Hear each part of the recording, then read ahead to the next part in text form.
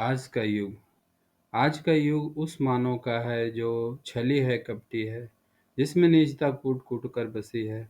आज वर्दी वाला ही गुंडा बना बैठा है। देखो तो उन सभी नेताओं को जो आज के युग के हैं, क्या नहीं है उनके पास? बस नहीं है तो इंसानियत। कहते हैं लोग कि कलयुग है, पर नहीं है ये गांधी नेहरू का युग।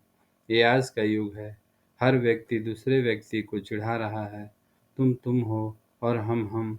जहाँ नारी पूजी जाती थी, वही आज लूटती है।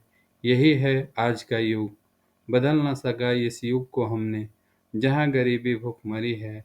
हम कहते हैं कि हमें गर्व है, पर हमें है गर्व किस पर? इस आज के युग पर? ये आज का युग नहीं, ये विनाश का युग है। नहीं है ये उस मानव का युग जो सच्चा है, प्रेमी है। आज का युग उस मानव का है जो छली है, कपटी है। Thank you, please like.